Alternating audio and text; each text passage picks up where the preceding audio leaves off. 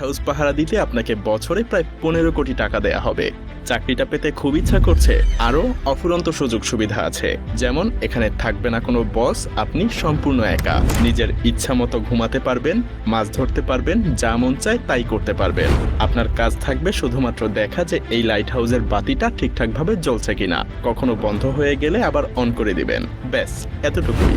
আপনাকে আর কিছুই করতে হবে না। সারাদিন শুধু পায়ের উপরে পা তুলে ঘুমিয়ে থাকবেন। কিন্তু মজার ব্যাপার হলো, এত সুযোগ সুবিধা থাকার পরেও এটা পৃথিবীর মধ্যে সবচাইতে ভয়ঙ্করতম একটা কাজ। কারণ এই লাইট হাউস ঠিক একদম সমুদ্রের মাঝে স্থাপন করা হয়। এখানে থাকা অবস্থায় আপনি কারো সাথেই যোগাযোগ করতে পারবেন না। একাকিত্ব আপনাকে সবসময় ঘিরে থাকবে। আরো ভয়ঙ্কর ব্যাপার হলো, প্রায় সময়ই এখানে বেশ বড় বড় ঝড় হয়। সেই সব ঝড়ের তাণ্ডব এতটাই ভয়ঙ্কর হয় যে মাঝে মধ্যে সমুদ্রের পানি এসে টাওয়ারের উপরে উপচে পড়ে। এমনকি এই কাজে মৃত্যু পর্যন্ত হতে পারে। আরো কি কি মহাবিপদ এখানে ওত পেতে থাকে তা একটু পরেই জানতে পারবেন। এখন হয়তো এসব দেখে আপনার মাথায় প্রশ্ন আসতে পারে যে এই লাইট হাউস সমুদ্রের মাঝেই কেন তৈরি করা হয়েছে, এর কাজই বা কি, আর কেনই বা এই লাইট হাউসের উপরে সবসময় নজর রাখতে হয়, কেন এর লাইট কখনো বন্ধ করা যায় না। রহস্যময় এই লাইট হাউসের আদ্যপান্ত জানতে হলে আমাদেরকে কয়েক বছর পেছনে ফিরে যেতে হবে। তখন যাতায়াতের জন্য না ছিল কোনো গাড়ি, আর না ছিল অন্য কোনো যানবাহন বা আকাশপথ। তাই বিশাল লম্বা পথ পাড়ি দেওয়ার জন্য একমাত্র উপায় ছিল পানিপথ। সেই সময় ক্যাম্পেট মারিয়াস নামের একজন অসাধারণ নাবিক ছিলেন। তিনি অনেক প্রতিকূল অবস্থাতেও সমুদ্র পাড়ি দিতে পারার জন্য বেশ বিখ্যাত ছিলেন। তো একবার তিনি সমুদ্রের মাঝেই ঘুটঘুটে অন্ধকার একটা জায়গা পাড়ি দিচ্ছিলেন। ঠিক তখনই সমুদ্রের নিচে থাকা কিছু পাথরের সাথে জাহাজের ধাক্কা লাগে। সেই সময় জাহাজগুলো তৈরি করা হতো কাঠ দিয়ে, যার কারণে জাহাজের নিচে খুব সহজেই ফাটল ধরে যায় আর পানি ঢুকে বেশ ক্ষয়ক্ষতিরও শিকার হয় জাহাজটা। এই দুর্ঘটনার পর ক্যাপ্টেন মার্শিয়াস এর সমাধান খুঁজতে থাকেন। তিনি এমন কিছু তৈরি করতে চাচ্ছিলেন যে এই ধরনের সমস্যা থেকে বাঁচানোর জন্য আগে থেকেই জাহাজের নাবিকদেরকে সাবধান করতে পারবে। কিন্তু এখানে মহাদুশ্চিন্তার কারণ হয়ে দাঁড়ায় প্রশান্ত মহাসাগরের বিশালতা। কারণ প্রশান্ত মহাসাগর এতটাই বড় আর বিশাল যে যদি 7টা মহাদেশের সমস্ত ভূমি একত্রও করা হয় তবুও প্রশান্ত মহাসাগরের আয়তনই বেশি থাকবে। হাজার হাজার বছর আগে যখন নাবিকেরা এই বিশাল সমুদ্র পাড়ি দিয়ে যাতায়াত করত, তখন তাদের সমুদ্রের নিচে থাকা কোনো কিছু সম্পর্কেই কোনো ধারণা থাকতো না। এমনকি তাদের সামনে থাকা রাস্তা সম্পর্কেও তাদের কোনো আইডিয়া ছিল না। সেই সময়ে পথ নির্দেশের জন্য কোনো রকম প্রযুক্তি তো ছিলই না, যেটা তাদেরকে রাস্তা চিনতে সাহায্য করতে পারত। মূলত সেই সময়ে নাবিকদের সমুদ্র পাড়ি দেওয়ার জন্য সূর্যের দিকে কিংবা চাঁদ তারার উপরেই নির্ভর করে চলতে হতো।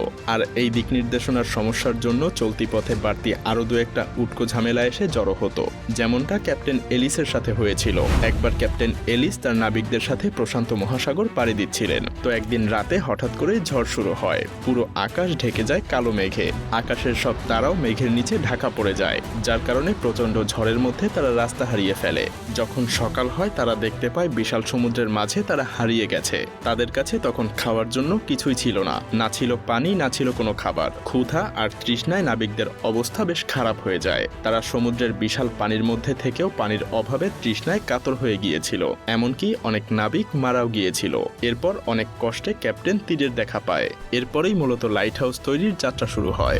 মিশরের ভূমধ্যসাগরের পাশেই ছিল আলেকজান্দ্রিয়া। সেই সময়ে সেখানকার শাসক ছিলেন টলেমি দ্য সেকেন্ড ফিলাডেলফিয়া। কিন্তু এই রাজ্যের জন্য সেই সময় সবচাইতে বড় সমস্যা ছিল তাদের অবস্থান বা লোকেশন। আপনি যদি এই ছবিটা একটু ভালো করে লক্ষ্য করেন তাহলেই বুঝতে পারবেন এই শহরের মধ্যে প্রবেশের জন্য এই জায়গাটা দিয়েই যাতায়াত করতে হতো।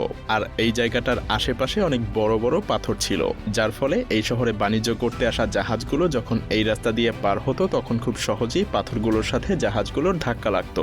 আর এর ফলে কখনো কখনো এসব জাহাজগুলো ডুবে যেত কিংবা বড় ধরনের কোনো ক্ষয়ক্ষতির সম্মুখীন হতো। তাই দিন দিন এই রাজ্যে বাণিজ্যিক জাহাজ কমে যাওয়ার কারণে অর্থনৈতিক দিক দিয়ে বেশ পিছিয়ে পড়তে থাকে। টলেমি তখন তার রাজ্যকে রক্ষা করার জন্য সেই সময়ের সবচাইতে বিখ্যাত আর্কিটেক্ট সস্ট্রাসাস অফ সিনিডাসের কাছে ছুটে যান। তার কাছে এই সমস্যা থেকে মুক্তির জন্য প্রার্থনা করেন। দুইজন মিলে তখন একটা আইডিয়া বের করেন। পানির উপরে তারা এমন এক দুর্গ গড়ে তুলবেন যার উপরে থাকা আলোকরশ্মি সমুদ্রে থাকা জাহাজগুলোকে গাইড করবে। সেই সাথে এটা পানির নিচে থাকা পাথরের ব্যাপারেও আগে থেকেই সাবধান করতে থাকবে। থাকবে। সেই পরিকল্পনা অনুযায়ী সস্ট্রাসাস কাজ শুরু করে দেয়, কিন্তু তখনও তিনি ভাবতে পারেননি যে তিনি যা করতে চলেছেন সেটা একসময় পুরো পৃথিবীতে অন্যতম একটা সৃষ্টি হয়ে উঠবে, যা পুরো পৃথিবীতে আলেকজান্দ্রিয়ার বাতিঘর নামে পরিচিত হয়ে উঠবে। আলেকজান্দ্রিয়ার সেই বাতিঘরের উচ্চতা ছিল 384 ফুট। এটা পুরোটাই বানানো হয়েছিল সাদা মার্বেল পাথর দিয়ে। এই লাইট হাউসের মাথার উপরে সেই সময় প্রতিনিয়ত আগুন জ্বলতে থাকতো, যার জন্য সবসময় এখানে তেল আর কাঠের যোগান দিতে হতো। এমনকি এই বাতিঘরকে পরবর্তীতে পৃথিবীর 7ম আশ্চর্যের একটা হিসেবেও স্বীকৃতি দেয়া হয়। শুধুমাত্র এই উচ্চতার জন্যই এটা বিখ্যাত ছিল না, সেই সাথে ছিল এর অসাধারণ ডিজাইন।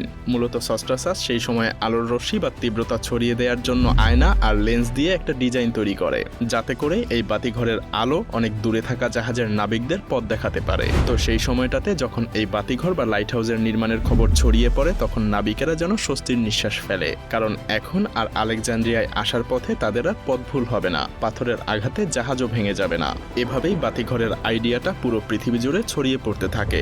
যদিও প্রথমে এই বাতিঘরের ব্যবহার সমুদ্রের মাঝে শুধুমাত্র জাহাজ সাবধানে চলাচলের জন্যই তৈরি করা হতো, কিন্তু সময়ের সাথে সাথে বাণিজ্যিক জাহাজের সংখ্যা যখন বাড়তে থাকলো, তখন সমুদ্রের যেসব জায়গায় পাথরের উচ্চতা সমুদ্রের পানির উচ্চতার কাছাকাছি কিংবা যেখানে অনেক বেশি পাথর থাকে, যেগুলোর সাথে খুব সহজেই জাহাজের ধাক্কা লাগতে পারে, সেসব জায়গাগুলোতেও তখন বাতিঘর বা লাইট হাউস তৈরি হওয়া শুরু হয়। যদিও প্রথম দিকে লাইট হাউসে সবসময় আগুন জ্বালানো হতো, কিন্তু এটা ঠিক ততটাও ভালো আইডিয়া ছিল না, কারণ এর জন্য সবসময় কয়লা বা জ্বালানি কাঠের যোগান রাখতে হতো। তখন অবশ্য এটা ছাড়া আর কোনো উপায়ও ছিল না। এরপর মোমবাতি কিংবা ল্যাম্পের ব্যবহারও করা হয়েছিল, কিন্তু আগুনের আলোর রশ্মি তো আর খুব বেশি দূর যেতে পারতো না। ঠিক তখনই আবিষ্কার হয় বৈদ্যুতিক বাল্বের। লাইট হাউসগুলোতেও আগুনের পরিবর্তে বৈদ্যুতিক বাল্ব ব্যবহার করা শুরু হয়, কিন্তু তারপরেও এই আলো খুব বেশি দূর যেতে পারতো না। এর কারণ হলো লেন্সগুলোকে বাল্বের পেছনে লাগানো হতো। তখন সেই সময়ের বিজ্ঞানীরা আবিষ্কার করেন যদি লেন্সকে সামনে বসানো হয় তাহলে আলো আরো বেশি দূর পর্যন্ত পৌঁছাতে পারবে, কিন্তু সেই লেন্সগুলোতেও বেশ সমস্যা ছিল,